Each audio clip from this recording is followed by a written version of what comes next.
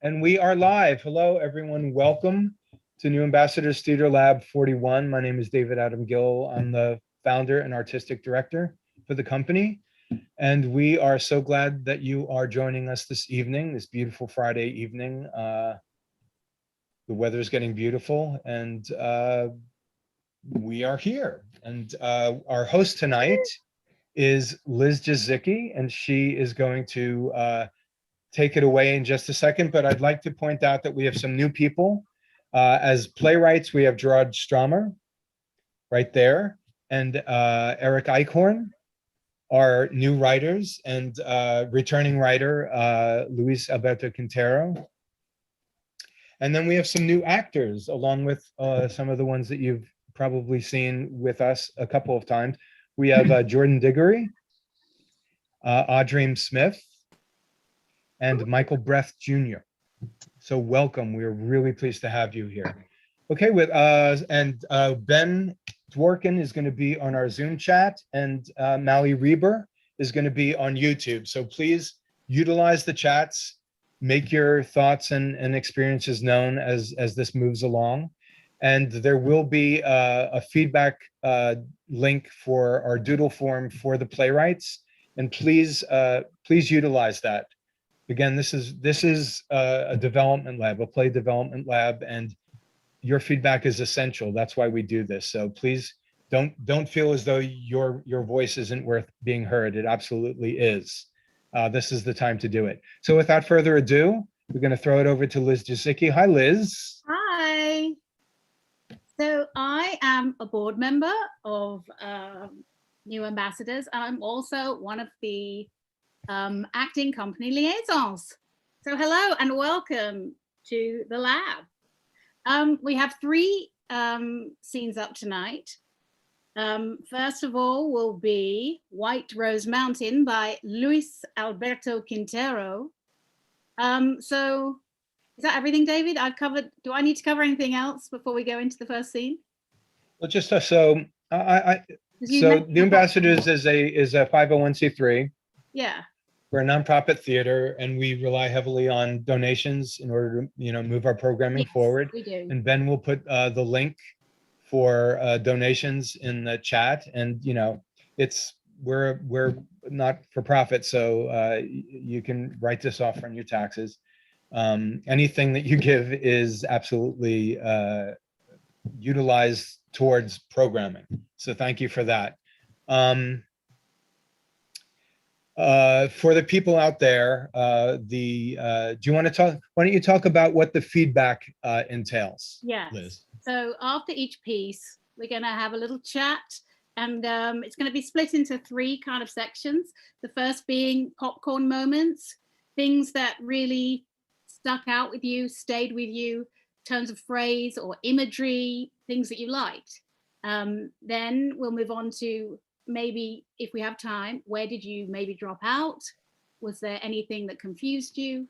And lastly, within the context of the scene, what intrigued you? Like, what would you like to see developed further? And we ask that when we're doing the feedback, you don't use any phrasing such as you should or I would. So yeah, I think we're ready to get started. Yeah, I think we are. So the first scene is White Rose Mountain by Luis Alberto Quintero. So everyone who's not in that scene, can you turn off your cameras and mute yourself? And Luis, if you would please introduce your cast in just 1 second. But before you do that, I'd like to ask, is there anything specific as a playwright that you want the feedback to maybe cover, or anything you want us to particularly listen out for or ask us? No, I mean, I think I just want people to kind of absorb it, and then I think that will be educational on its own. That's great. So please introduce your cast. Certainly. So I've got rock star cast. Playing Lucy is Erin Mahan. Mohan. Is that right? Mahan? Oh. Mohan, yep.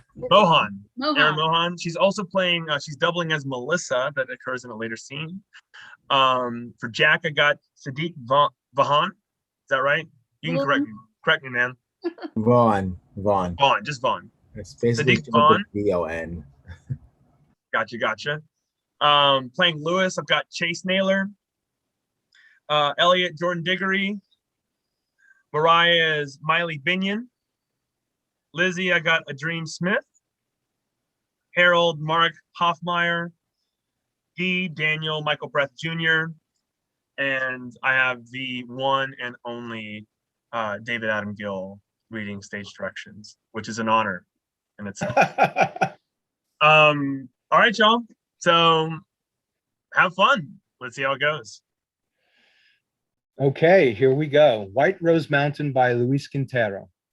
This play lives in the dark. People are lit by use of practical lighting, flashlights, lanterns, and small flames. The set is left open to interpretation. It can be extremely detailed or not exist at all. The audience should arrive in darkness, sit in it, mock it, befriend it. In the dark, a lantern turns on. We see two youths, a young and one indeterminate. You sure you're not going to get in trouble? No, I'm fine. She said it was okay. Okay. The stars look amazing. Yeah, it's a good night tonight. The moon looks so beautiful. Yeah. Thanks for bringing me up here. I'm glad you could come. Are you okay? Yeah, it's just the air feels pretty thick right now. Thick? Like something is supposed to happen. Supposed to happen? Oh, not supposed to. Unless it is. Maybe. What's supposed to happen? Nothing. Nothing's supposed to happen. What do you mean? I just mean that, whatever happens, happens because it's supposed to happen. And if it's not supposed to happen, then it won't happen, You're thinking too much. Okay. Dee goes in for a kiss. Lucy steps back. Whoa! I'm so sorry. It's okay. I'm so embarrassed. It's not you. I didn't know if you wanted me to. And Wanted? no, that's not what I meant. I mean, I'm not like I thought that you wanted, and therefore I should just. Wow. It's okay. I just can't stop digging, can I? It's fine. It's not you. It was just kind of sudden. I'm so sorry. And I've never kissed someone before. Really? Yeah. Me either. Yeah. I like you a lot. I like you a lot too. Do you want to Want to what? kiss me? I don't think we should. No, yeah, I get that. It's nothing against you. It's just that No, I totally get it. We just met. You barely know me. I do like you, but It's like what if I never see you again? exactly. There is something else we could do. What does that mean? I don't know. What if we ran away? You're not serious. Why not? What about our parents? We'll hide from them. We'll be like Romeo and Juliet. Who? Romeo and Juliet? Who is that? You've never read Romeo and Juliet. No. Makes a lot of sense. What's that supposed to mean? Nothing. You're just not romantic. Not romantic. Yeah. That's not true. Then run away with me. I can't. That would be the romantic thing to do. Oh, you think you know so much. Well, then I guess I'll have to run away without you. Stop it. Dee, where are you going? Daniel moves towards the darkness. Where? In that cave? Romeo and Juliet hid out in a tomb. And that's romantic. Dee, stop. Dee, are you serious? Don't go in there. Dee. Dee. Okay. Lucy follows. Darkness. 1 generation ago. We hear wind, then thunder, then ice pounding on a door. Voices are heard. Follow me. Right behind you. Louis? Where are you going? I'm going back. A rattle of a doorknob. Jack, get back here. Why can't we get the door open? It's frozen shut. A rattle of a doorknob. Louis, we can't hear you. Are you okay? Jack, what are you doing? Open the door, Liz. Jack, are you all right? Open the door. 5 independents burst in from a blizzard. Lizzie and Jack are twin siblings. Jack, Louis, and Elliot were once a great trio of friends, though time has seen Louis stretch his end of the triangle. Mariah is hoping for a proposal from Louis within the year. They all carry flashlights. Thank God. Thank who? It's so dark in here. Jackie, where's the light? I'm looking for it. Elliot, hold this. What is it? It's Louis. Lou, are you hurt? Yes, babe, my back, it feels stuck. Whoa, what are you doing? Okay. Is there something I can do? Yeah, could you help me sit down? I need to get my mind off of it. Liz, oh my God.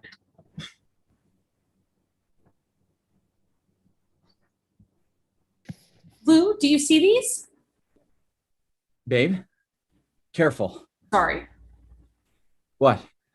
All of these pictures of people on the wall. Lizzie, I can't find it. Look at them. They look so strange, like they're watching us. You're not looking. I'm sorry, babe. I really don't care about that right now. Lizzie. You said you needed to take your mind off things. Yes, I need to do that. Lizzie? Oh, babe, that hurts. Sorry. Lizzie! Light. Thank God. Jack, are you okay? We all look. Shake it. I'm just cold. Are you okay? Yeah, I'm okay. Oh my God. You leave him out of this. Your back. What? Your back is bleeding. What? Let me see. What, really? Jack, where are you going? Did he do this to you? I need to wash my face. Who do this to you? Jack exits. Oh my God. I saw him do this when we were coming up the rocks. I saw. What are you talking about? I saw him shove you down. What? Babe, don't exaggerate. I'm not exaggerating. What happened? Jack shoved I slipped. Louis onto a rock. What? I slipped. How do you know this? It was an accident. I saw it. It happened to me. He charged into you, and then I lost my balance. you don't lose your balance. You're an athlete. I was on the bowling team. I saw him do it when we were running from the storm. I saw him slam into you on purpose. The blizzard disoriented all of us. Babe, you're projecting things. Maybe he was just trying to hold on to something and then slipped. You didn't see what happened. Stop accusing my brother. Or what? Guys. Babe, hey, we're here now, okay? We're safe. That's what's important. If you are bleeding out of your back. I'm fine. Can't see it. Yes, but I can feel it. That's just your adrenaline. It looks like someone gutted a cat. Okay, that's not helping. How are you going to get back tomorrow? Manage. Manage? We have to hike down the mountain to the car, and then it's another 50 miles till we get to 66. What if you tore something? Babe. Or fractured your spine? Babe. For all we know, you could be internally bleeding a couple of hours and you're dead. Why would you say that out loud? Sorry. Mariah, I love you. I need to calm down, okay? You are stressing me out. Okay. Okay? Okay. Okay. Do we have anything to clean it? Yes, I have stuff in the kit. I'm sorry. It's okay. I didn't expect this to happen. None of us did. Louise, take your shirt off. Why? To clean it, babe. Oh, right. Here, let me help. I got it. Okay. This mountain is seductive. What? Nothing. I was just saying this mountain is seductive. What did you say? Remember earlier today when it was so cool and dry? the view was like so clear. I mean, even with the mountains far away, you could focus on it and catch all the detail, like those white rose patches that we saw. Yeah, I'd never seen that before. And on a dime, it flips. Oh, careful. Sorry. So seduction to you is like a picturesque portrait turning into the inside of Satan's anus? Satan's anus? Not what I mean.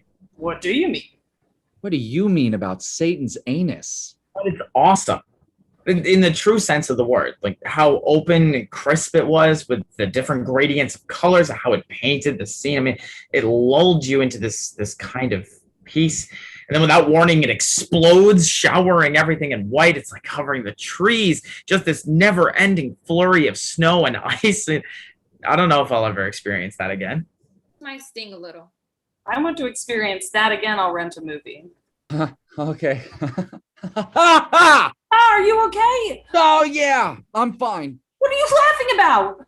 Nothing. I just made up a joke in my head about a funny movie. It's not important. Carry on.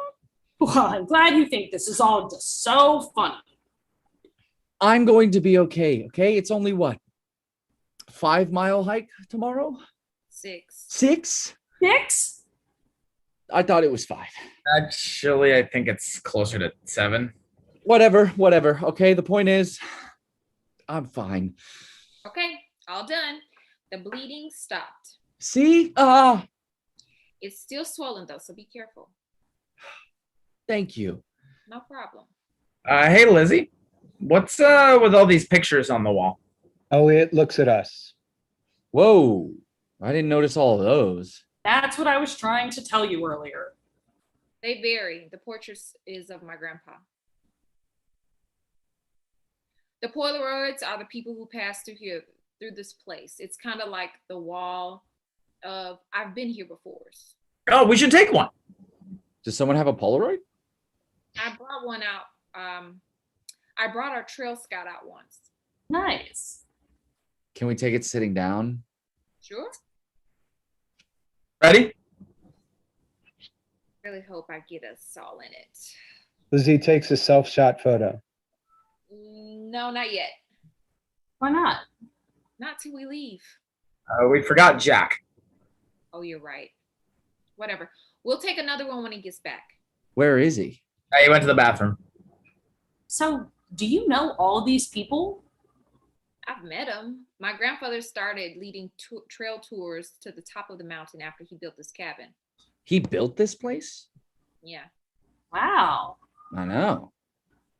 How did you know? I didn't. You're dumb. Why'd he do that? He used to live in the town, worked for a development company, and this company wanted to build residencies here. But my grandfather grew up in these woods. He loved them, so he quit his job and joined the state park. Built a cabin on top of a mountain? He used to tell us that one night he was outside staring into the sky when a wind blew his gaze to the point that in the clearing, that he just knew. He left his job, started working to preserve the land, and well, made this his place. Actually, Jack and I were born not too far from here. Where's the hospital? My mother was trying to get to the hospital when she was close to her due date, but we came sooner than expected, and my mother ended up having us on the mountain. She didn't make it. But anyways, on a lighter note, we're here and having a good time. Why didn't your grandfather come this time? He passed away earlier this year. I am sorry to hear that. Yeah, it was a bit unexpected. Jack never mentioned that. Jack enters. Hey, how you feeling? I'm fine. Jack, come take a picture with us. What? With the disposable, put on the wall. We need to be added to your wall of I've been here before. Come on, Jack. You can sit next to me. No, I'm sorry. I don't know that I want to do that. Sure. No. Hey. Jack breaks off. I'll be right back. Elliot goes into the bathroom. Jack, hey, what's wrong? I don't know, Liz. Babe, is there anything I can do? Can you hold that face? Why? Because you look so sexy when you are concerned. Are you cold? No, Do you feel sick? I feel caught. Would it help if I massaged your back? Yeah, just like barely scratch it. That'd feel nice. I feel like I'm holding on to something that I shouldn't be holding on to.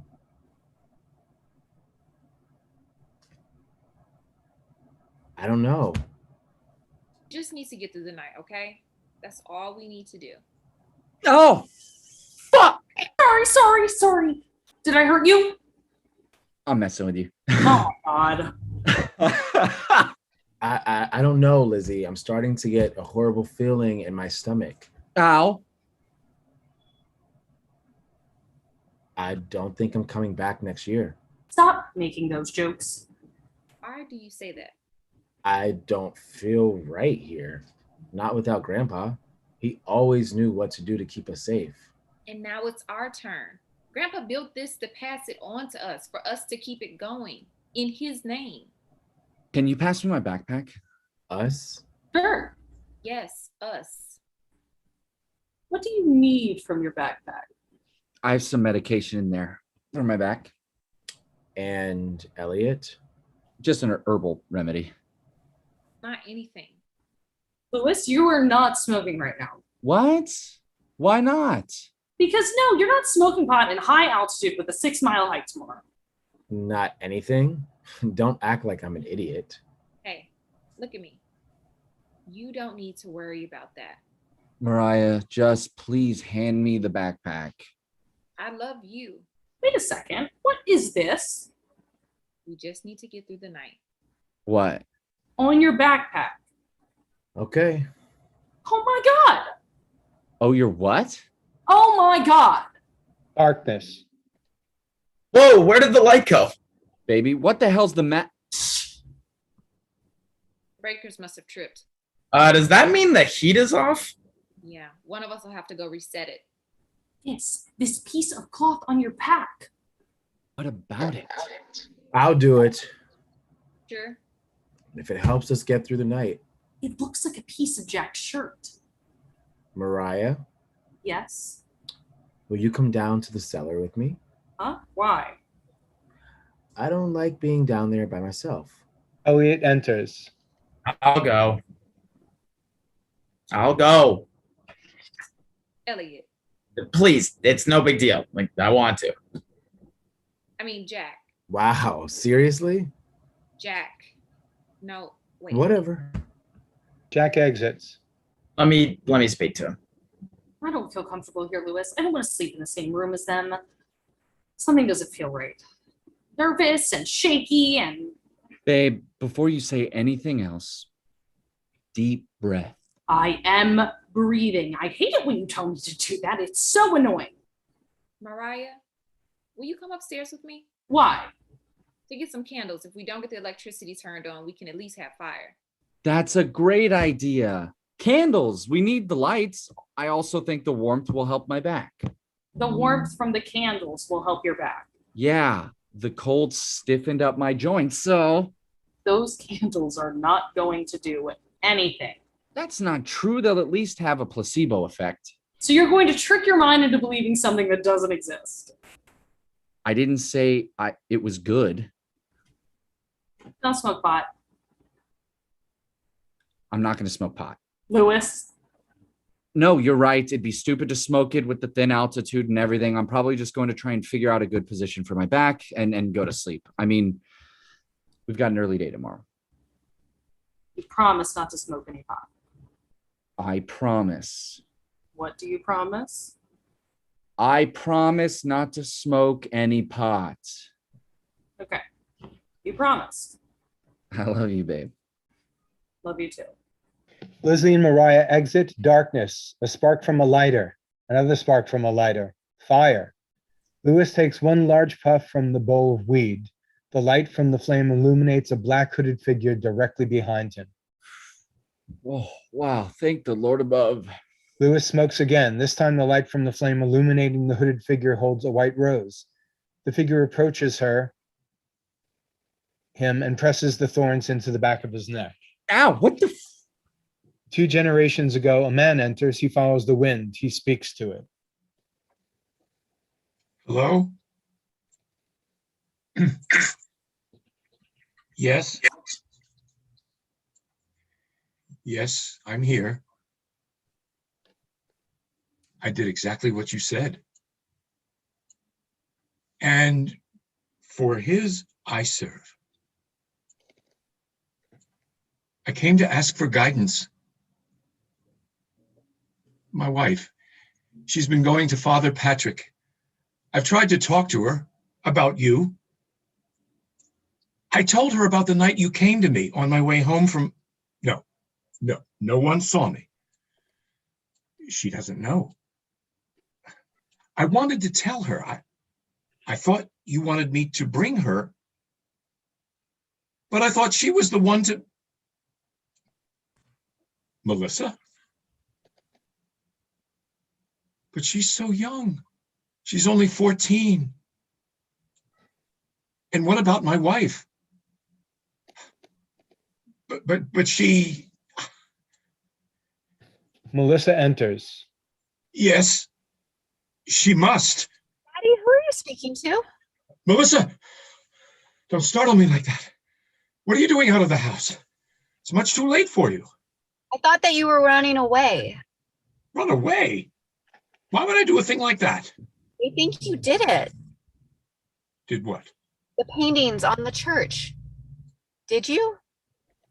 Father Thomas said he's calling the police for what happened to his pig. Mama said it was you. Was it? Melissa, do you love me? Of course, Daddy. Will you love me no matter what I say? Yes.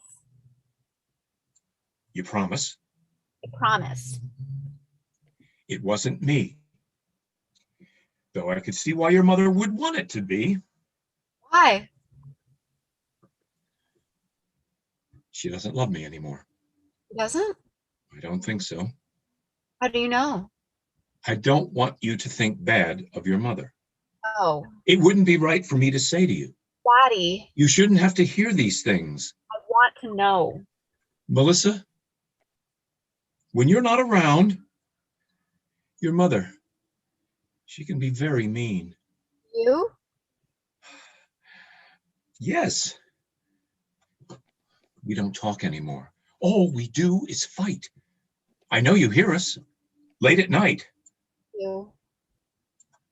She doesn't make me feel good anymore.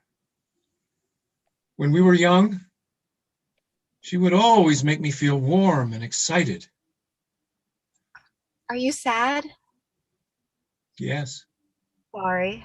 It's not your fault, Angel. Maybe I can help? No, Melissa. I need to go. What? Yes. To make your mother happy. What about me? Melissa, Don't you love me? of course I do. Why are you going? I have to. Then I want to come with you. No, I could make you happy. no, I'll just drive you away. Don't. How do I know that? I love you. I could make you feel excited and warm. You would do that? I don't know how. Will you teach me how? Harold takes his daughter by the hand and they disappear into the darkness. End of scene.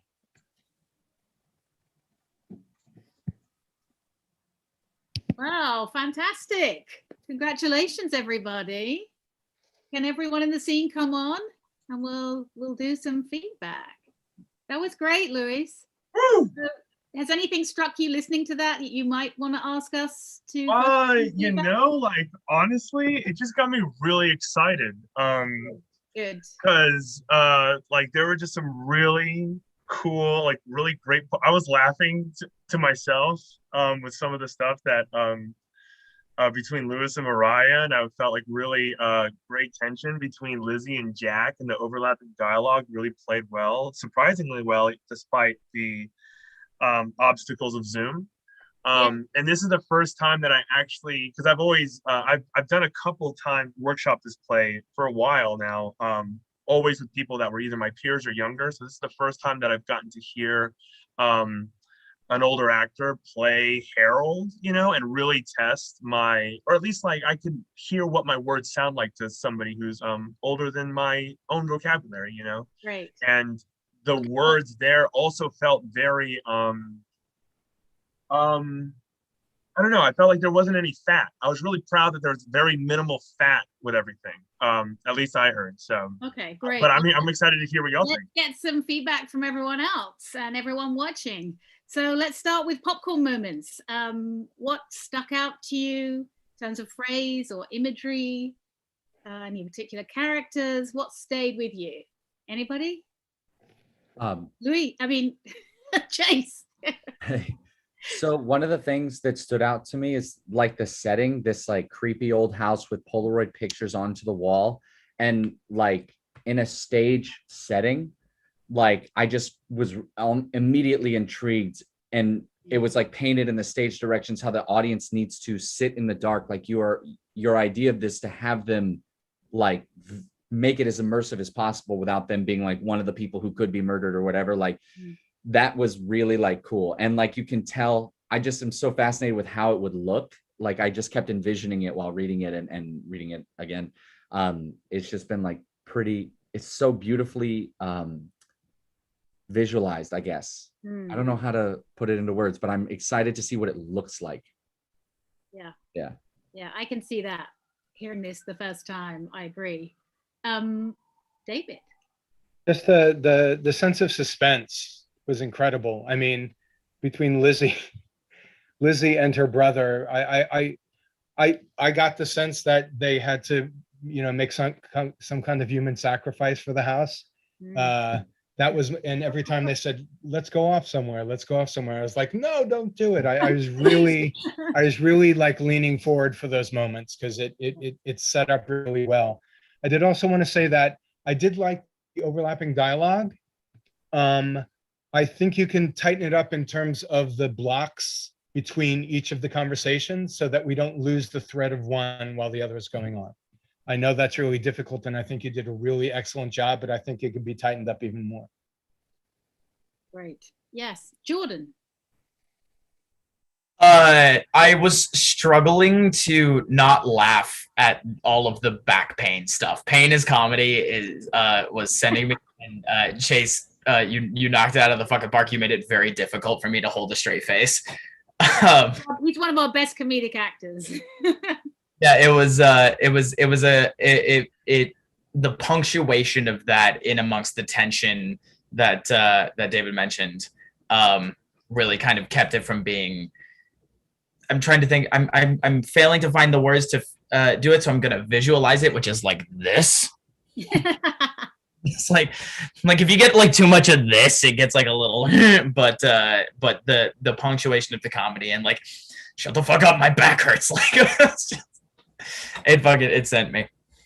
Good, great. Anyone else? Yep. David? Just another observation based on what Jordan just said.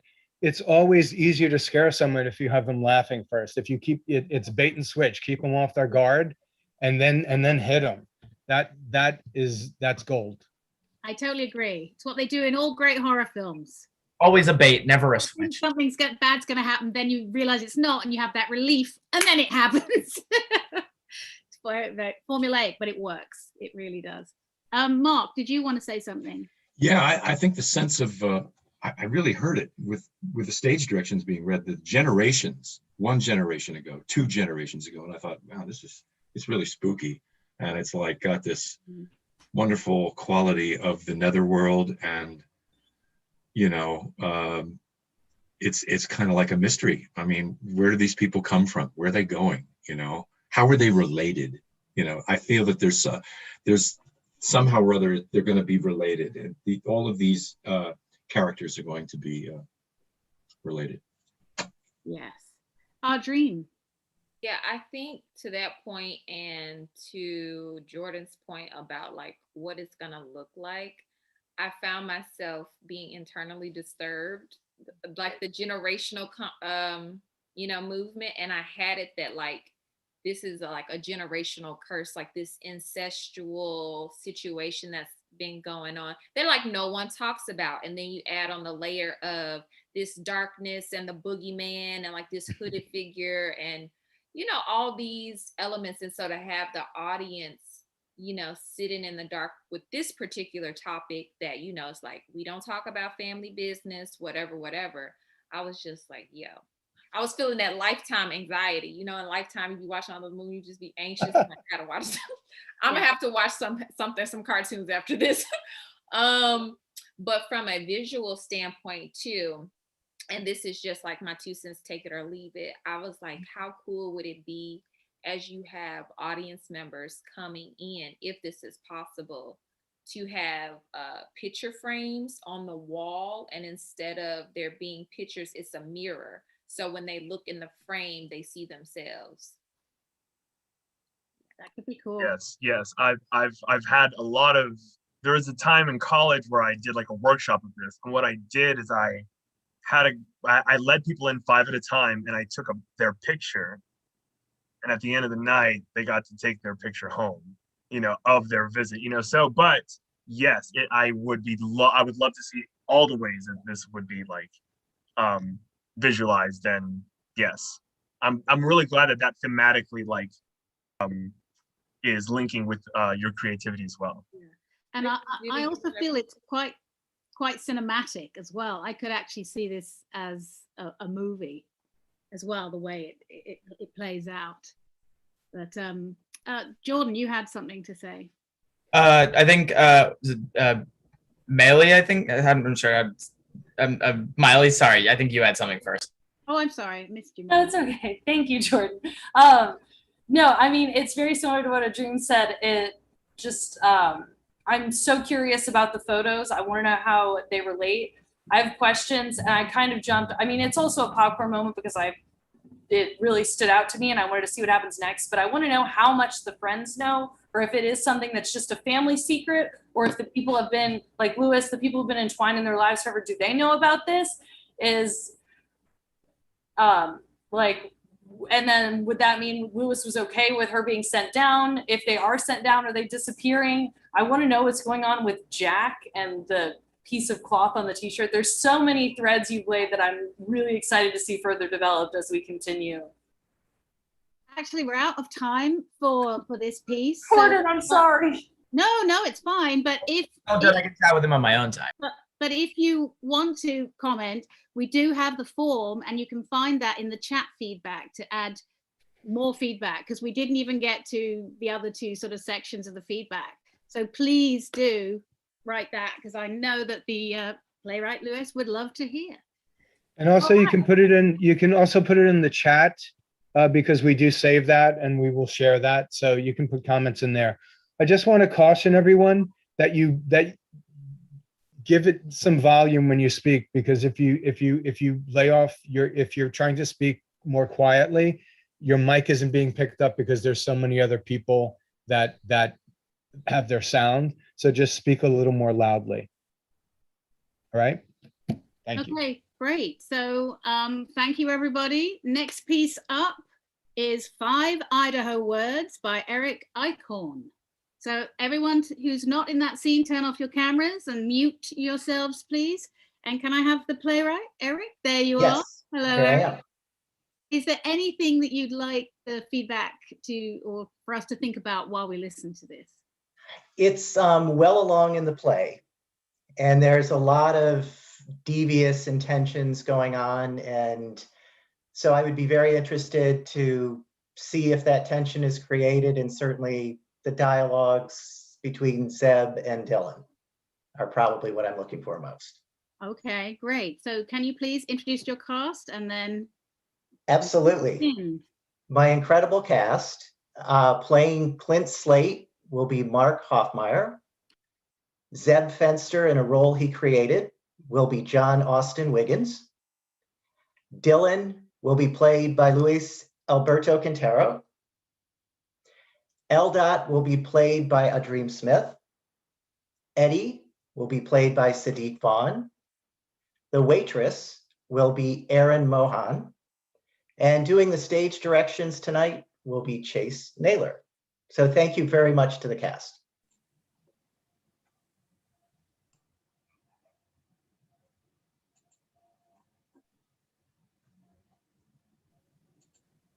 Hugo's Bar and Restaurant. The setting sun is getting through the few windows that exist. The bar is full with a mix of dedicated drinkers and casual diners, locals and visitors. A few dated televisions are showing replays of games. Clint and Zeb are seated at a table in the corner. Across the room are the bar and a few pool tables.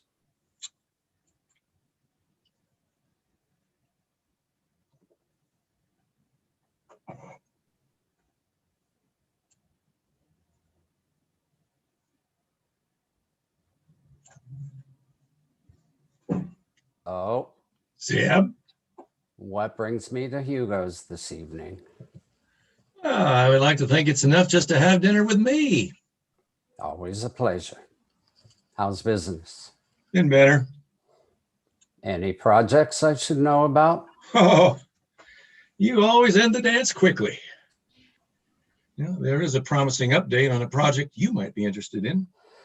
Let's order first and get that out of the way. Zeb motions the waitress over. I'll have a ribeye, medium rare, potato, and an old baldy on the rocks. Clint?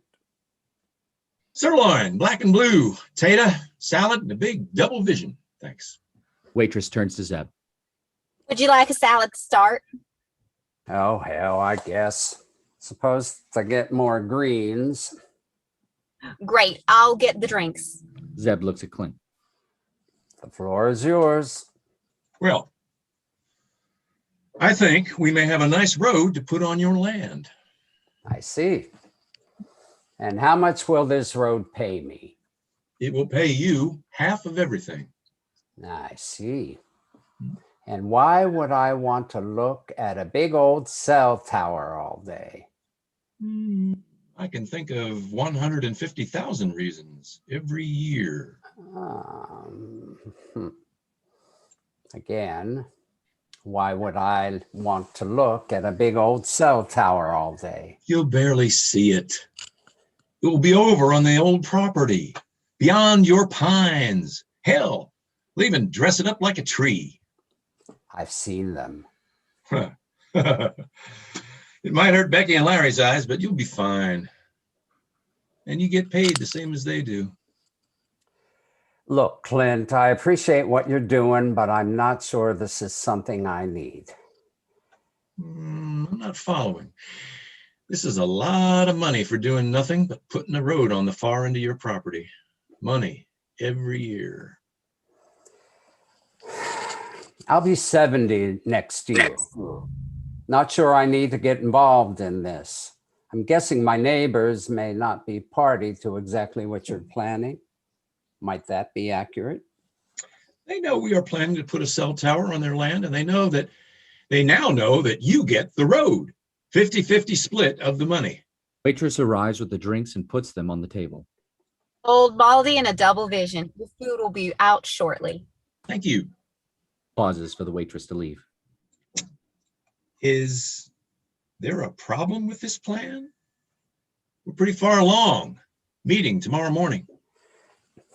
Clint, I've known you since you were a little kid tagging along at the ranch. I'm not much for shenanigans. This feels like shenanigans. It's just driving a hard bargain. And that sounds like that New York fella you're working with. Don't sound local. I told you, we were working on a deal to get our family money. Hell, I would argue the whole thing is on our land. Clint, what's done is done. Zeb's attention suddenly shifts beyond Clint towards the door where Dylan and Eldad are entering Hugo's. They walk to the bar, not seeing Zeb and Clint. Dylan raises his hand to get Eddie's attention and is puzzled by the shocked look on Eddie's face. Hey, Eddie. Surprised to see me so soon? Didn't expect you. Well, I'm here. This is Eldad. I remember Eldad. She was here at Christmas and owned the pool table. Good to see you. Dylan No shit. You are one big surprise. The gift of my misspent youth. Eddie leans over the bar closer to Dylan. Little heads up, Zeb Finster is over at the table in the corner there. Dylan tenses and slowly turns to the corner and meets Zeb's stare. After a moment, Zeb motions him to come over. Dylan pauses and turns back to the bar.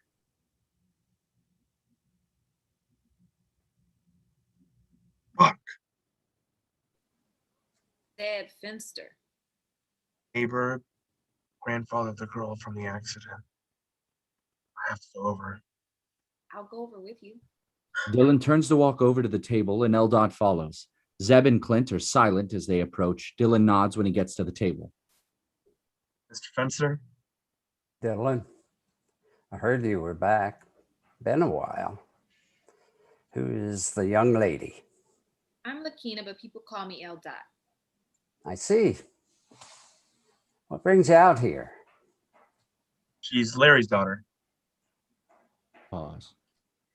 I was adopted. But you probably guessed.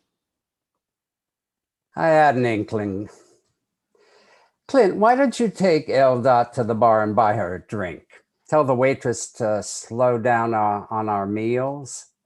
I want to speak with Dylan. Sure. Eldot, I will buy you a drink. Shoot pool? I might. Be sure you're not asking for something you don't want. Don't worry about me. Clint gets up and Eldot looks at Dylan, who nods and watches nervously as they walk away. Zeb points to Clint's chair. Sit, Dylan. Dylan sits and looks at the table, glancing up as Zeb studies him. How have you been? Doing okay? How's your granddaughter? Her name is Charlotte, and she's back to good. Look, Zeb raises his hand, shakes his head. Dylan falls silent. After the accident, I was beside myself with anger. You basically walked away with no punishment and then skipped town. Never even bothered to apologize. Not a word from Larry or Becky. Meanwhile, Charlotte was injured and in pain. None of it was right. But it's done. She's healed. Lawyers told me to leave. He shakes his head again. Not the time to talk about that. A man needs to make his own decisions. Silence. Dylan stares at the table in thought. Do you remember when you were a little boy? Sometimes we'd see each other by the fences, and I'd lift the barbed wire so you could come and play with the dogs. Sure. The sheepdogs. Beastie and Ryder. It was fun. You were a good kid. Enjoyed having you up here in the summer. It was a great time. Cassie and I would go all over the place. Your uncle and I would host barbecues and birthday parties. He really tried to help you after you lost your daddy. Your uncle is a good man. The sound of pool balls cracking and laughter comes from across the room where Clint and Eldot are playing. I know. How's Cassie? Yeah, up and down. She lives other side of Peekaboo in a trailer park. Never know what I'm gonna get or when she's showing up. Charlotte lives with us full time. Sorry. Shrug. Can't help those who won't be helped. I've tried to clean up. My experience is that people like you don't clean up. They just make less trouble. Could be.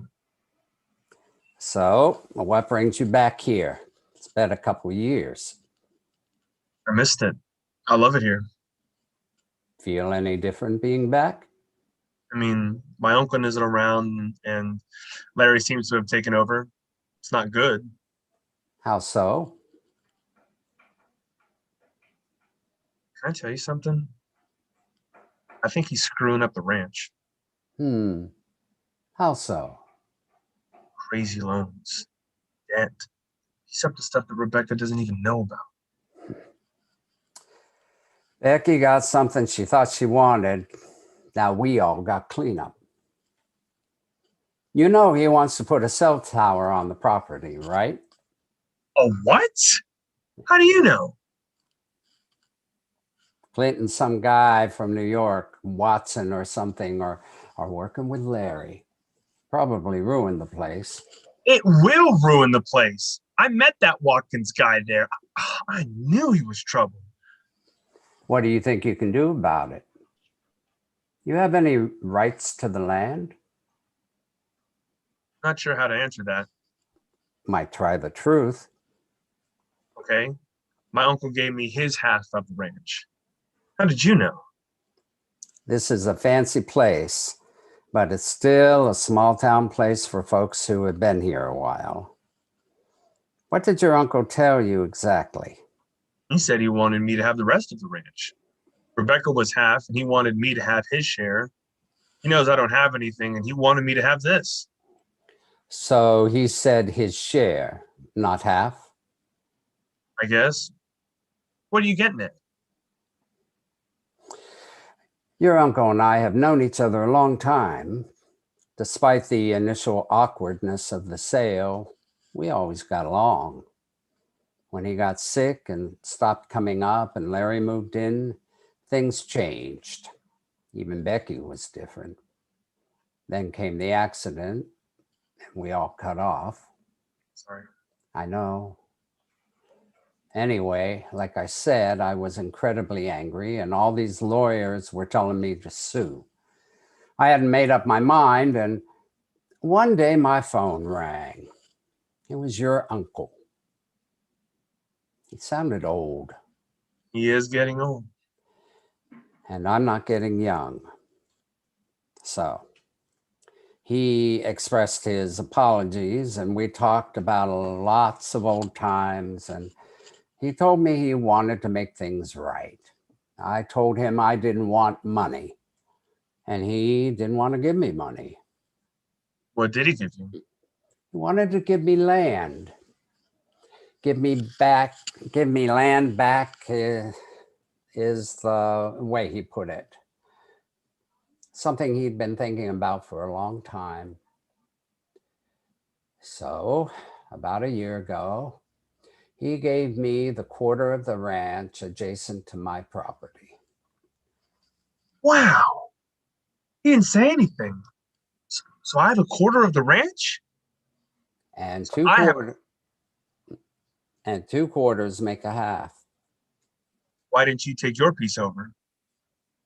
It's just high ground, grazing.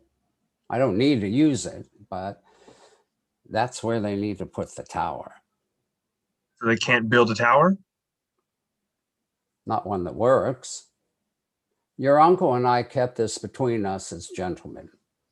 The deed still looks like he has a stake, and you need to say nothing. Understand? There's a meeting tomorrow morning at the ranch. I'll be there. You need to be there too. So no one else knows. I'll tell Clint tonight. He'll be thrilled. He just wants to get a piece of Larry. Honestly, he can't stand Watkins. Good. Now listen to me. Go tell Clint to come back and have the waitress bring our dinners. Why don't you and L. have a quick dinner and then leave? Don't drink. I'll head back. Dylan gets up and turns to walk away. One more thing, Dylan. What? We still have some cleanup to do. I know. Zeb sips up his drink. Maybe that's why you came back. Dylan nods and heads to the bar. Fade to black. End of scene. Great job, everyone. Very atmospheric. Eric, man. Yeah. Thank you. They're so well read. I mean, it was just, the actors were perfect. Yes. I agree. Anything that's struck you that you want me to ask specifically, or shall I just carry on with regular feedback? Carry on. Okay. Okay, so everyone who's involved, come back on and let's talk about popcorn moments. What struck you? What stayed with you? Anything, turn of phrase, an image, things you liked? Anybody? There were a lot of moments that made me laugh. I think the characters Zeb and Clint just interacting with each other is funny. It's very clear from the start that they've known each other for a long time, and their feelings towards one another and whatnot are very, very obvious from the start. So great work there as far as those two characters. But I think it was Zeb who says something about how something that Clint said that they weren't his words. It sounded like they weren't local, and it came from this New York fella. And I thought that was really funny. Like, that made me laugh out loud. And there were a lot of moments like that, but that moment specifically like stuck out. But I love those two characters. Like, I would watch those two characters sit at any table and talk about anything. Love them. Great reads. Anyone else? Yeah. David? Oh. Oh, no, sorry. Gerard. Yeah, okay. I really enjoyed the ending part of the scene with Zeb and Dylan, and you guys played it very well. It resonates with me. With an accident. My nephew was killed in 2010 by his best friend in a car accident named Dylan, and it was like, so that hit me right away. But the way that it was all folded together with Zeb, he knew he was mad, but he was cool about it. And Dylan was reticent to see him, but he was man enough to go and do it. And that was played well. And then you find out that there's something that Zeb needs from Dylan. And you're like, oh, is he only doing this because? But then he folds in, hey, we've still got other things to clean up. It was just brilliant. It was well done. It was wrenching as well as illuminating, and I enjoyed it immensely. Thank you. Anyone else? David? Yeah, I mean, obviously, I know this piece very well. I think 5 Idaho words. You have to explain why the title is 5 Idaho words, but again, just the changes from class, the tweaks, the pool stuff happening, and them looking, and I love this scene. I think it's one of your strongest scenes that you've written, and it's because you've grown into it. The conversation between Zeb and Dylan at the table, where you think that it's going to go in a completely other direction based on everything that you've been learning up until that point, and it's so compelling. You just can't help but lean forward and pay attention, because the suspense is, in its own way, it's very thick, it's very strong, and it's real.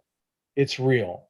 The characters both coming from I'm sorry, I've had a pint because I'm like, but both characters coming from their the background where you've heard about Zeb and you know what you're supposed to expect from him, and it's completely not that. And Dylan is with you. Dylan is the one who's informed the audience what to expect from Zeb. So we're with Dylan when he approaches this table, knowing there's something I got to do. I got to go face this, whether I want to or not. And it's just, it's such a dynamic scene, and it's such a simple scene too, that no one raises their voice. It's done on an intimate level where they're talking calmly, but there's nothing calm about the language that's happening. And then that monologue, we've always said you have to earn a monologue. The monologue needs to be when a character just has to say, you shut up and listen, I have something to say to you. And then the audience gets all that information too. And that is an earned monologue from Zeb. It's a great monologue. And it changes Dylan's perspective, the character's perspective. It changes the audience perspective. And then you realize that this play is going to absolutely end in a different way than you thought it would be. And it's just such great writing, Eric, such great writing. Thank you. I'm sorry, I took a lot of time, but it's an exciting scene, and without meaning to be, I'm just so proud of you and Thank you. it. Yeah, we've got time. Don't worry, David.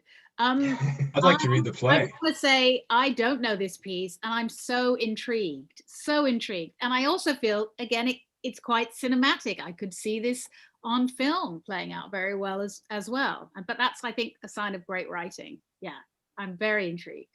Our dream. Yeah, one thing that really stuck out to me was the relatability of this outside person coming to this town because they want like property or land, and are this like weaseling nature of just trying to swindle the people who've been there instead of working in partnership with them. And I recently was watching the Black Wall Street documentary on OWN, and it's very similar. Like people sold the land off to this group of people because they didn't see any value on it, and then all of a sudden oil is found on it, and now it's like, oh, now we got to figure out a way how to get it back. And so I just think that notion of how you kind of worded the dialogue and the given circumstances just make the story more relatable across, even if you're not from Idaho, or whatever, like you can still relate to like people coming in and now trying to take what you've, took the time to cultivate and really nurture, Yeah. Mm-hmm. Yeah, I just think, David mentioned the word real. It's about things like, putting up a cell, a road coming through, land, inheritance. It's real stuff. It's not validity to other, but it just has that grit of, real personal competition. Oh, we're losing. Mark's breaking up. What's theirs, and then this thing with the cell tower and everything. It just has the real grit, ring of truth. Thank you. Excellent. Was there anywhere anyone dropped out, or was there anything confusing to anyone? Yeah. Anyone feel that? Our dream? I guess I'm curious, like, for this, and maybe it's like established more so in the grander scheme of the play, but Eddie and LDOT's, are we kind of like the diffuser to kind of, the transitional people, so that it's to kind of break Zeb and Clint up and to kind of keep things moving so that they don't get stagnant? Is that our role? LDOT has a huge role earlier in the play. Okay. And Eddie has the bartender role in another scene. Okay. But I think it did work kind of just to have LDOT with him and Eddie, just a little talk, which set up him looking over his shoulder and realizing that Zeb's in the bar. Gotcha. Cool. And yeah, I guess a popcorn moment for me, or just a thing that kind of really caught me, was just how saturated it feels everything really is. Like every moment feels very full. As even like with LDOT being part of the people that show up, from Zeb's perspective, that's another totally able-bodied young woman, that Charlotte used to be. And I feel like even that, I felt that as Dylan in the scene being like, oh, now I'm hanging out. He sees me actually hanging out with people my age, and like maybe that was just me as Dylan kind of like thinking about that kind of insecurity or that guilt and associating that. But even if that writing like was able to construct that, I feel like it's very like everything's so purposeful, and there's no fat. I just felt that everything that had to be said really needed to be said, and there wasn't anything extraneous. It feels kind of akin to Sweat by Lynn Nottage in a way. That kind of worker and versus the big man, but there's also but it's not about that. It's so much about the people and their inner relationships, yes, and like how they relate to each other, and who,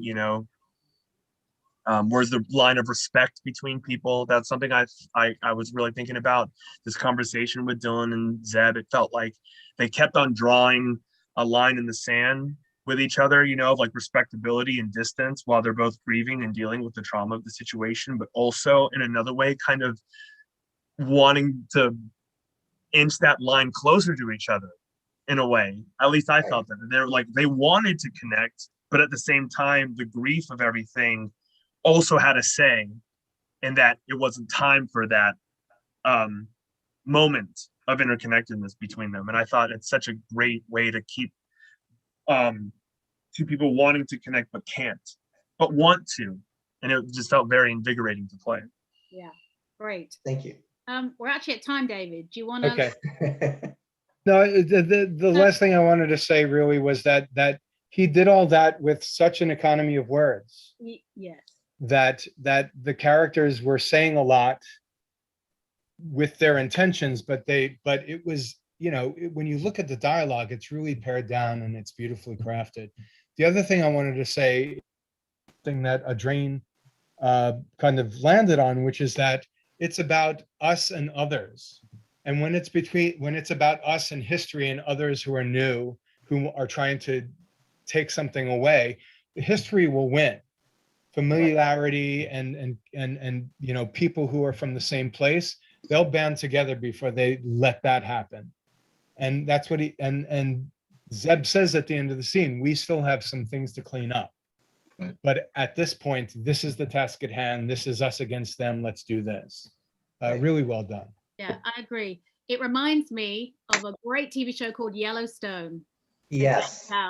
You know it? Yeah, it has that feel of like the people coming and trying to take the history and everything. Anyway, great. That's fantastic. So thank you, everyone. Third and last piece is North Country Galoshes by Gerard Stroma. So everyone involved in this, come on, turn your cameras on. And Gerard, hello, welcome. Today. Is there anything that you would like us to focus on in our feedback or want us to think about as we listen? I'd like you to have some fun. Listen to it. I played around with some words. That's about it. Great. Really enjoy it and let's see what happens. So please introduce your cast and absolutely. Playing Quinn is Scott Vogel. I met him tonight. Bravo. Welcome. The inimitable Mark Hoffmeyer is going to be portraying Jeff, and stage directions will be read by the dulcet-toned John Austin. Take it away, gents.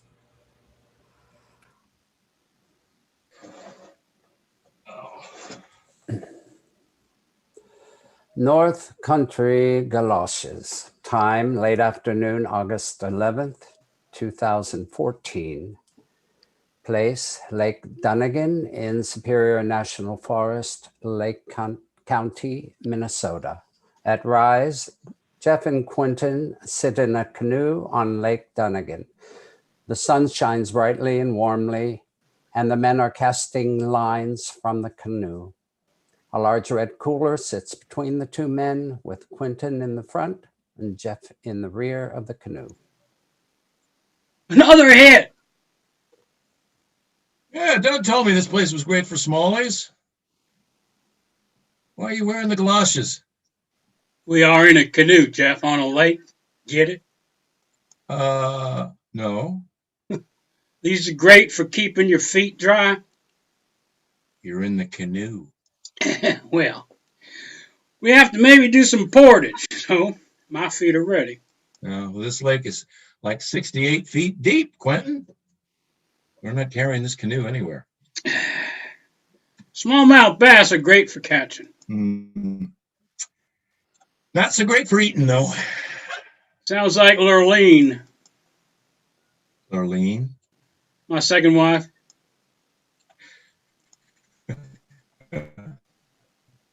They say, once you get past the smell. The men both laugh heartily and drunkenly.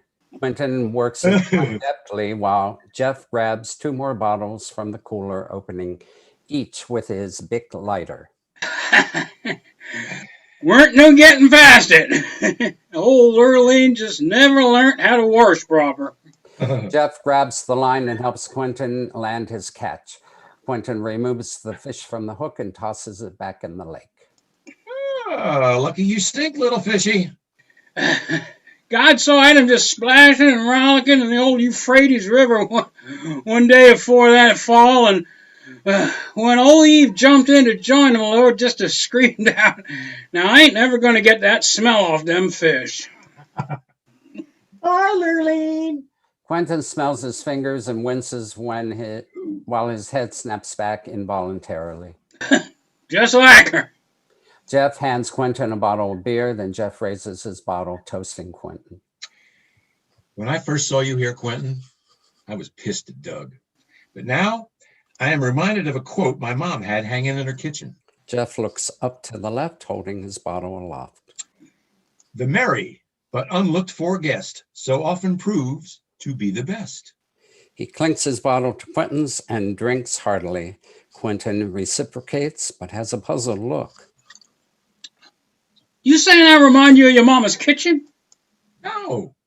Well, yes, I suppose, sort of. There's a little placard hung by the doorway entering the kitchen from the living room. You calling me Mary? Is there something wrong with merriment? Don't marry mean gay? Yes, it does, but... Queer fella. It just means happy, Quentin. The placard had a little girl in a bonnet handing a flower to whomever was reading it, welcoming folks who were unexpected. How's she handing flowers out if she on a placard? It's just a picture of her with a bouquet in one hand and a flower in her extended hand, like she's handing it to somebody, presumably the guest, entering the kitchen. Well, I ain't never been to your mama's kitchen. I know. Hell, we just met up to Doug's cabin. I'm just saying, meeting you reminds me of the sentiment. You one of them sentimental sorts, huh? I only mean that I thought your being here would be terrible, but I'm glad to get to know you now.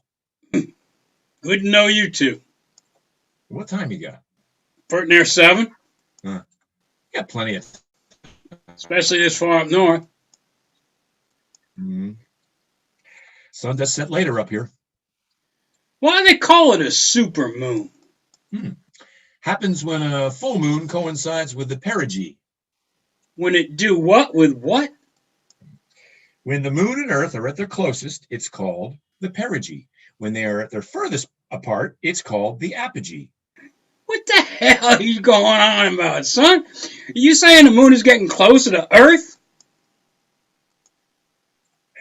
Not after today. What kind of shammy talk is this?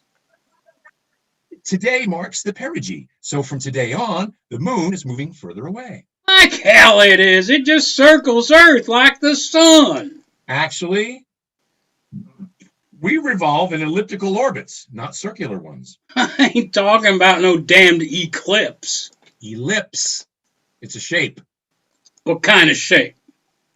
A circle is a type of ellipse, but with only one point of focus. Is an ellipse fuzzy or something?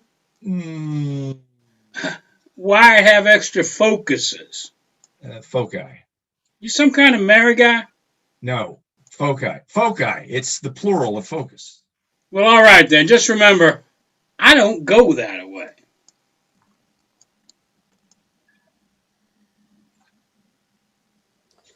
Quentin looks down at his ragged cutoffs and checks for hanging chads, or Brads, or Marvins for that matter. Did the horse leave the old stable with his 2 riders? No. I just mean you are risk averse. Heedful. How'd you know that? What? That I was circumspect. Just by your reactions.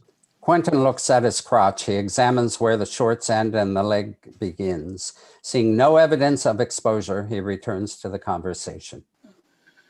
Foci, huh? I heard about that damned eye fucking. Some folks call it skull fucking. Like you got to pop out the eye first before you commence to humping. My senior chief in the Navy did some weird shit too, call it worm fucking. But he come from Kentucky and weren't circumcised. Excuse me, circumspect. So there's that. Jeff looks around, noting that there are no other boats on the water and no other cars in sight. He shudders. You just hear Banjo? You a strange old bird there, Jeff. Ain't you even gonna ask me about my senior chief? Well, that really sounds like a personal. No. Now Hal been dead these last 8 or 9 years. I make it a rule not to delve too deeply into the idiosyncrasies of anybody who evokes the word circumcised when he is being described. Put your big boy panties on, Jeff. Worm fucking ain't so bad.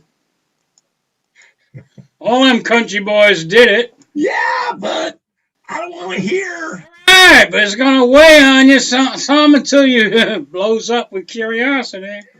I'll do my best to hold it in. That's what the senior chief said when he showed it to us all. That didn't work out so good. Please don't tell me this. Well, all right, but don't go asking later. Jeff raises his right hand while covering his heart with his left. May my genitals be besieged by 1,000,000 fire ants if I do. Now you're talking about them old boys from down Apalachicola way. Them Florida boys always doing something with fire ants. How do you know these things? I gotta stay on top of the latest trends. Don't want to be left unawares when you go visiting. I'll do my best to stay abreast of the latest comings and goings and rural mating rituals. That's what them fellas over to Ely do. Calls it golden showers. You ain't one of them nasty boys, right? I would never. Coming and going on a breast just ain't polite, Jeff. Lurleen tell you this? She was from Ely, but she's a dyke now.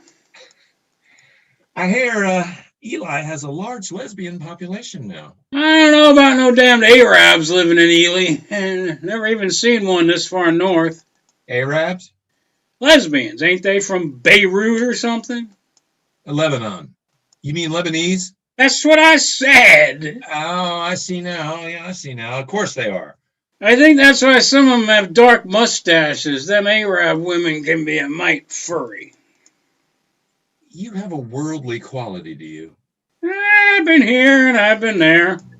Quentin pulls another bass from the lake, squeezes its head and inspects its mouth, shakes its head, then tosses it back. You don't plan on keeping any to eat, do you? Of course not. Told you they was nasty to eat. Want another beer? Sure. I like this fancy beer you have. Can't twist the cap off for nothing. We all need our little luxuries. We're on vacation after all. How do you know my cousin Doug? I do chores for Doug down to the cities. Oh, you live in the cities then? I stay in Doug's garage. It's real well insulated and the cot is good and sturdy. Plus, I can plug in my hot plate over on the workbench and fry me up some Spam and Velveeta melts in like 4 minutes flat. I use the microwave out there for my Jenny-O turkey dinners on Sundays. Got him a shitter out there, too. How accommodating. Quentin looks at Jeff suspiciously, but his eyes begin to smile, as do the corners of his bearded mouth. I see what you done, Jeff. Except, my apologies, not a shitter. A commode is much more proper. Quentin looks at his watch again, then up at the sun. Its position is drawing near the treetops, and the shadows begin to mar the sunny view of the surface of the lake. Speaking of shit, I mean commodes, I need to go. Accommodating pretty damn soon. Playing whack-a-mole for the last half hour. Whack-a-mole? You know the game? From the arcade. Right. The little fella pokes his brown head out the hole and wham, you whack it back down. What if you miss? Well, then the little fella pokes his head out another hole. What other hole would your little fella be poking out of if you miss? Quentin laughs uproariously, his line bobbing erratically on the lake. He grabs hold of his gut and stops laughing, holding his breath as he tries to relax some. Oh, hell. Somebody done shit my drawers. Oh my God. Are you serious? I'm just a funning you. But you can't make me laugh that way no more, Jeff. Too many moles to whack. You can put it like that. Maybe we should make our way in. I don't want to miss the super moon. Then what are you going to do? Well, let's get close to the shore and I'll just hang my super moon over the side. I don't think that's going to work. Hell, we do it all the time. Not going to work. Well, that's true enough. We tip it for sure. Let's just make it to the shore. You handle your business. We'll go back out. Jeff begins to turn the canoe so that they can paddle to shore. Quentin attempts to paddle in the opposite direction. This way. But the shore is right there, like 300 feet away. Yeah, but I think we parked on the other side of the lake over to the east.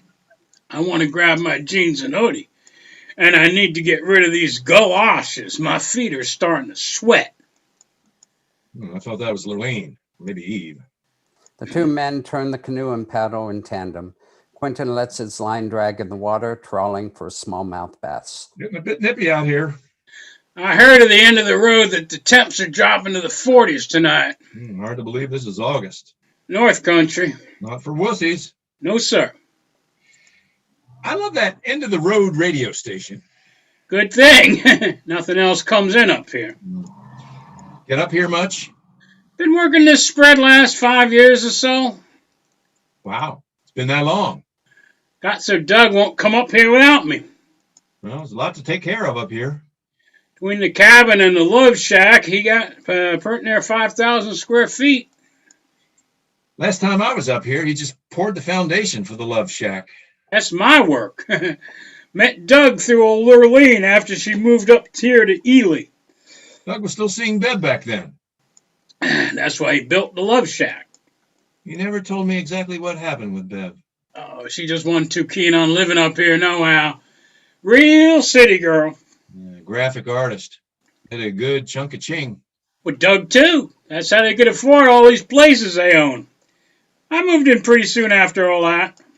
Quentin's line dances with another hit. He drops his paddle and grabs the pole. He reels in a bass. Woo! The bass are really jumping tonight. Oh, let's hope I got a keeper. Get me a keeper this time. Oh, I'm not eating that. Me neither. Just looking for the perfect mouth. Okay, please don't tell me. Well, that's why I like the smallmouth bass. Tighter. And you told me anyway. Some more Florida stuff? Once you let the ants do their thing, you need something to ease the swelling. Ah, makes sense now. Quentin pulls the fish from the water, inspects the mouth, and finds it acceptable. And we have a winner. Quentin, I am begging you to just throw the fish back. I will. I just need a minute. I am going to be sick. Jeff stands up and leans over the side of the canoe. Quentin screams at him. Don't tip us off! The two men surface on the dusky Lake Dunnigan. Jeff holding on to the side of the capsized canoe and Quentin floating on his back with a smile of contentment. Tell me you are not violating that fish. Nah, he got away. But I told you I had to go accommodating. Oh, shit. Don't be crude, Jeff. Me? That's no mole floating in my face, Quentin. Oh, fuck this supermoon. Let's get on in and wash up. I'm going to need to get sandblasted. Lost my damn galoshes. At least my feet will be clean. I'm surprised the fish aren't floating belly up by now. Let's ride into Ely and check out them Beirut girls. That fish got me to thinking about old Lurleen. Fade to black.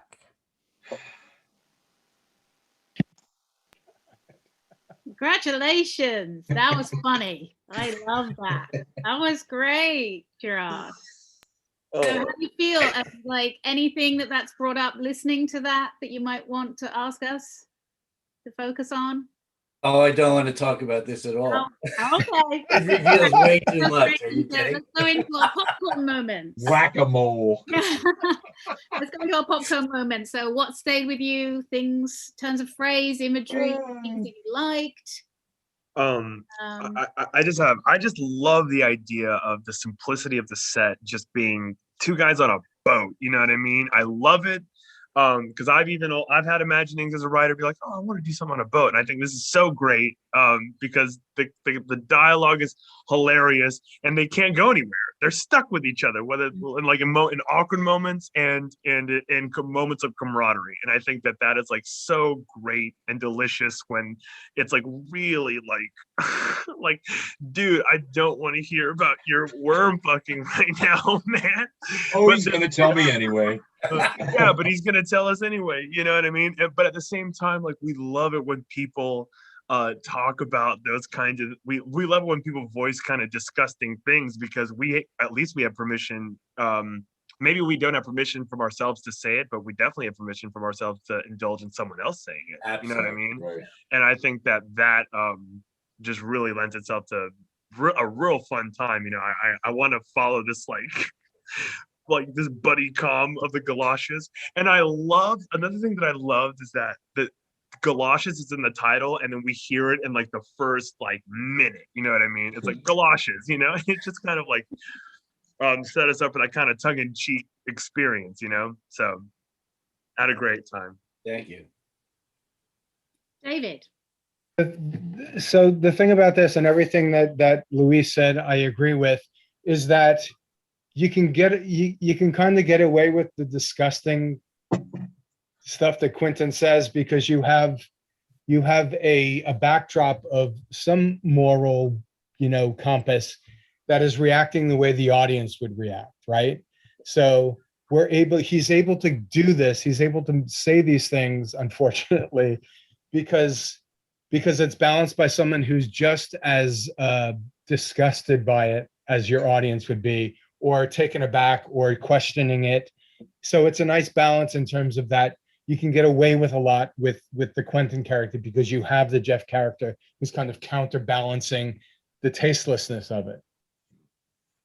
I think the playwright has great love for both of these characters, and that really comes through. He loves, both these characters, and it's like two sides of the playwright. It can go, and like you just said, David, you've got the wavy line and the straight line Quentin, and you got the guy who has to react to it, and we, the audience, relate to the guy who has to react to it because we're reacting to it, as you said, the same way that Jeff is. And it's a great conceit. It's really well done.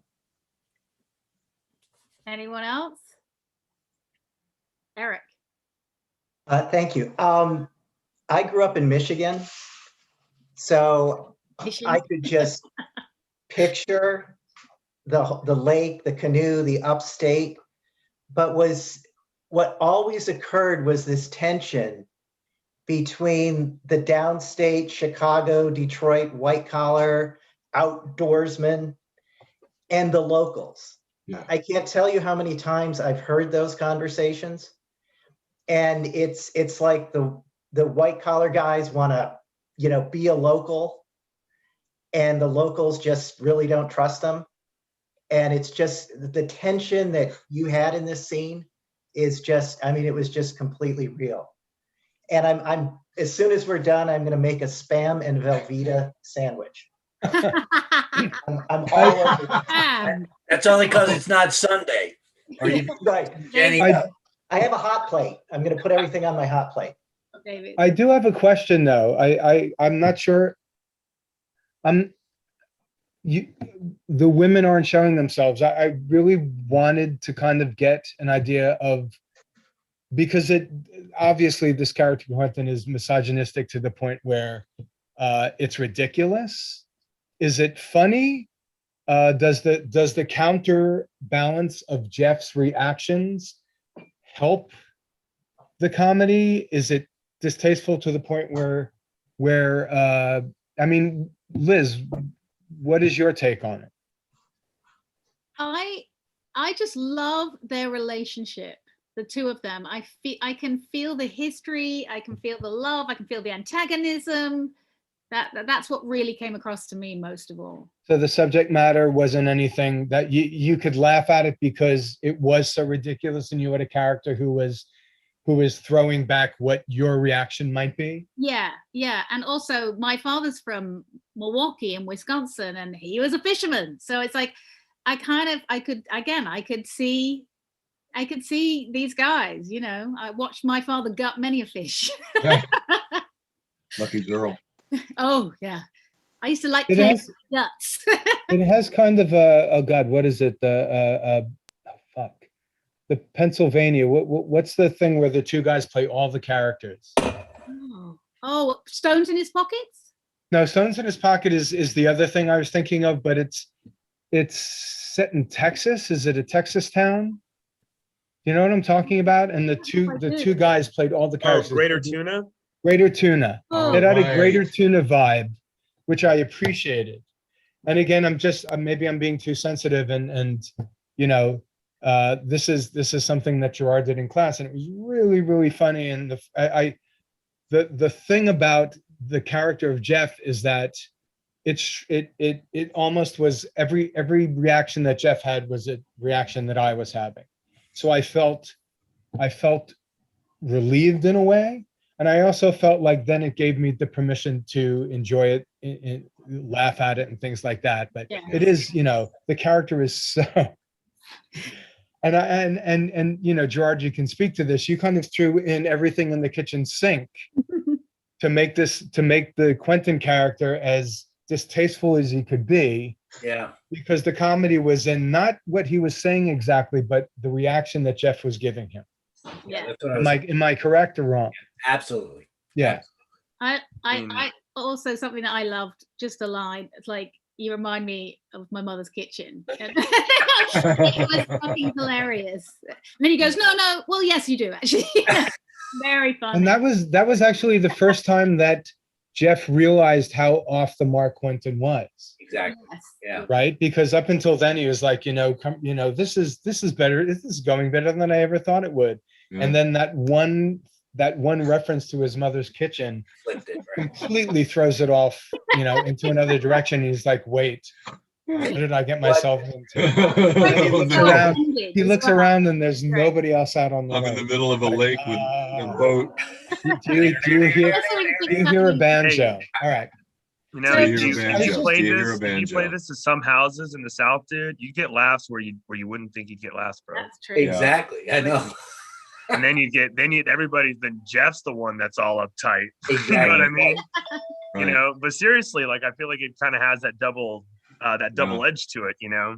There was something else I was gonna say. Oh yeah, like I thought that like all the stuff with like, the smallmouth bass and all that stuff, like it made me just think like this guy is just like, how like, Satan, Satan, how almost like Satan, he doesn't care if they're like, like if I think of like orgies in hell, if I'm going to like, the sickest, like it's like nobody gives a shit what gender is, it's all about the carnal, like whatever, and that's basically what I felt when he's talking about like the worms and the smallmouth bass, and he's just like very animalistic, you know what I mean? And like coupled with like the refinement, I just thought that.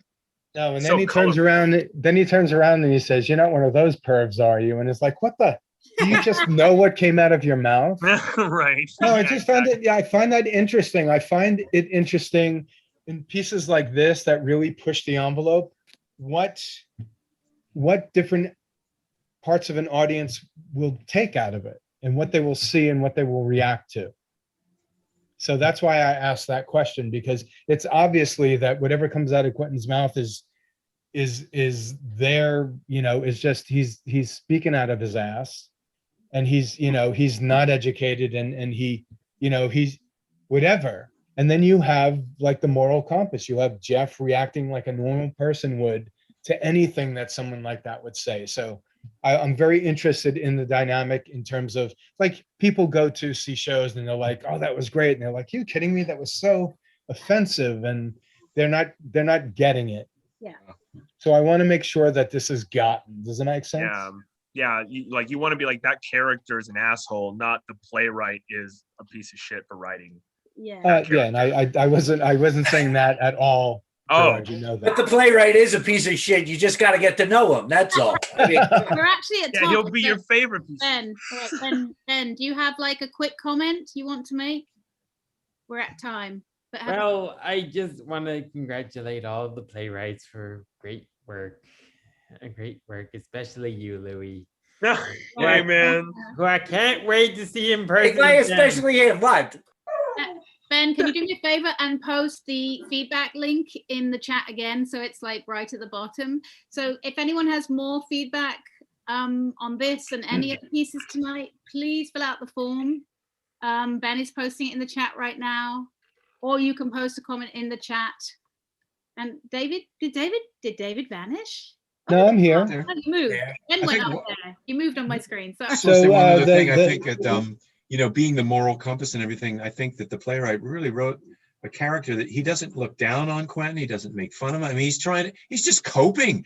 He's coping, and he finds him really interesting. He's this, you know, different guy than the, you know, guy that maybe he works with every day or whatever, you know, and it's like, it's like coping. Like, I don't know what to say to that. Oh my God. Or that was hilarious. Or, you know, whatever. It's a constant adjustment to watch Jeff kind of, you know, position himself to take on more information, you know.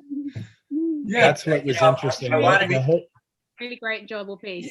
You know, the guy goes from whack-a-mole to smallmouth bass to this, and it's like it's ping pong, and Jeff is just like, you know, going, but he goes, I'll go with it. I'm out in a boat with this guy, and I'm gonna go for the ride. You know, I'm gonna go until he falls in the water, and then it's like, that's not what's floating towards me. All right, that's great, everyone. If you have more comments, please use the link Sorry. that Ben has posted. No, it's fine. That means it's a good piece when it creates a lot of like conversation. Yes, it does. Yes, it does. David, should we talk So about so the date for the next lab is Friday, July the 9th, and it will be hosted by our great artistic director, David Adam Gill. But the playwrights are yet to be confirmed. So and for that point, Ben, put in the playwright feed, the playwright link.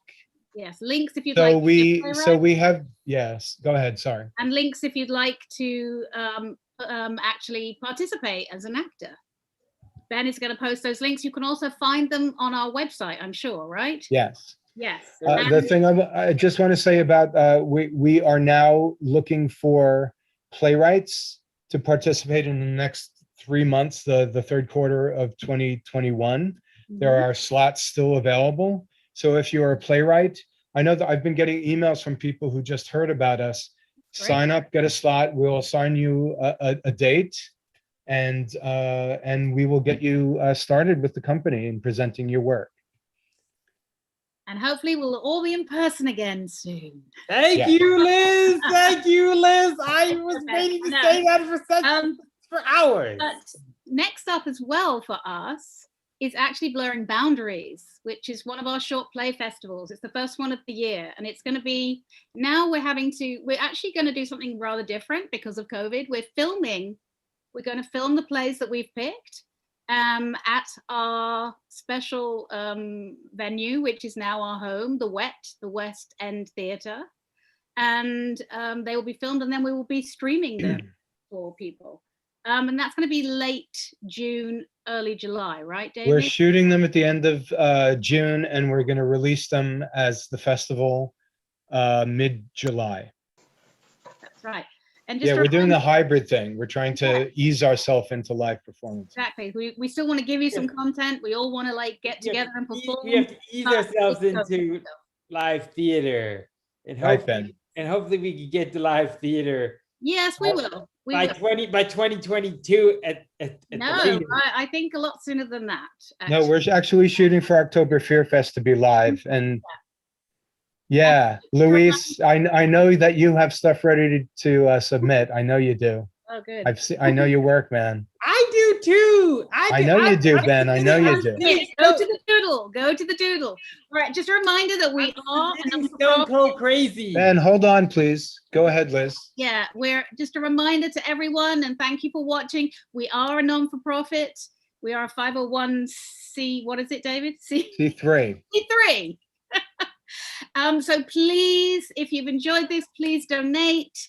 It will really help us continue the labs, continue working with writers. We love helping writers forward their work and then ultimately producing their work. It's our thing. Ben, put up the link for the donation. Yes, Yes. I'm going to put that link up in the chat right now.